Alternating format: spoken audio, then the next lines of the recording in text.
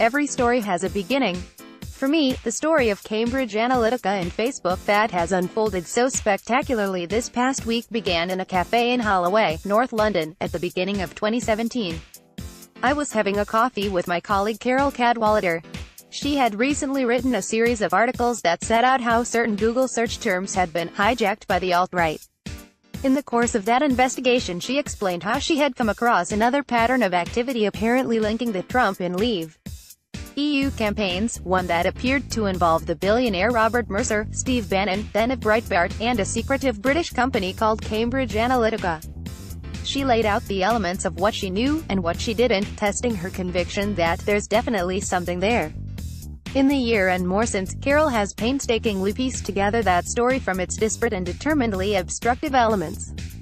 She has done this in the face of much skepticism, a series of legal challenges and several attempts at intimidation. Last summer, the Leave EU campaign posted a photoshopped video of her being beaten up and circulated it for days.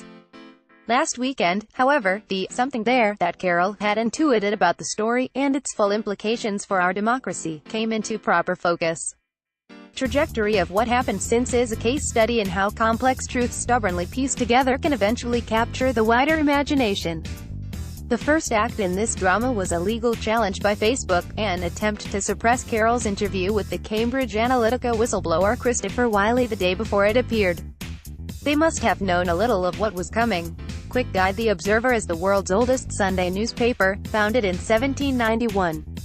It is published by Guardian News. Thank you for your feedback.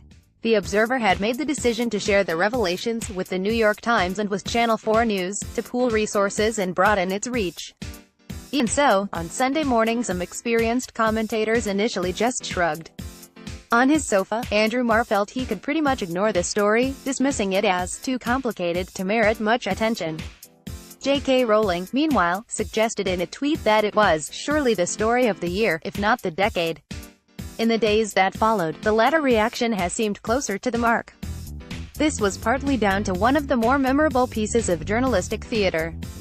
Rarely, in real time, can hypocrisy have been exposed so pointedly as on Monday night's Channel 4 News. That afternoon, Alexander Nix, the self-possessed attorney and chief executive of Cambridge Analytica, had been plaintively professing his company's rectitude to the BBC, and suggesting that he was the victim of a coordinated smear campaign. That evening, he and his managing director, Mark Turnbull, were shown explaining to undercover Channel 4 reporters exactly how they had manipulated the voters of democracies across the globe, notably in the US, with unsourced propaganda that was not necessarily true, and boasting of sting operations and honey traps in a way that was only the warm-up act of the story.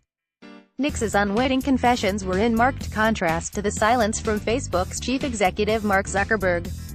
All anyone knew of Facebook's response on Monday was that it had a SWAT team of data analysts working overnight at Cambridge Analytica's offices, though that same data remained out of bounds for the government's Information Commissioner, Elizabeth Denham, who was trying in vain to get a warrant to access files before they were potentially compromised.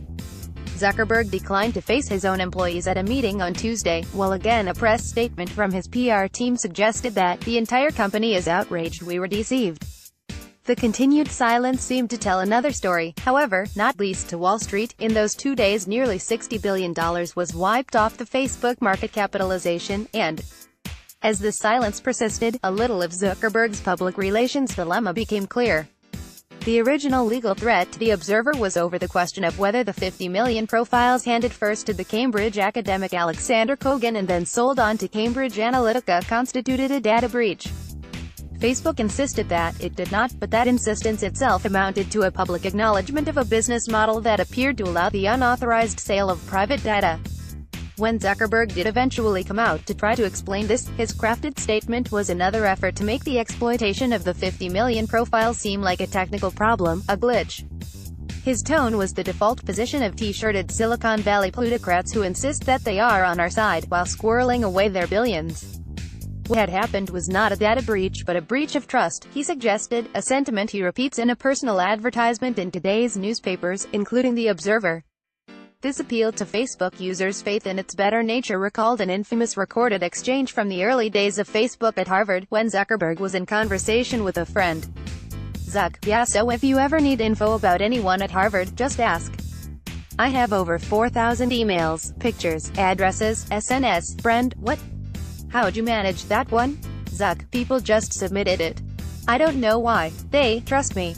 Dumb fucks. Cambridge Analytica chief executive Alexander Nix, right, talking about his company's role in the U.S. presidential election to an undercover reporter for Channel 4 News. Photograph, Channel 4 News. PA people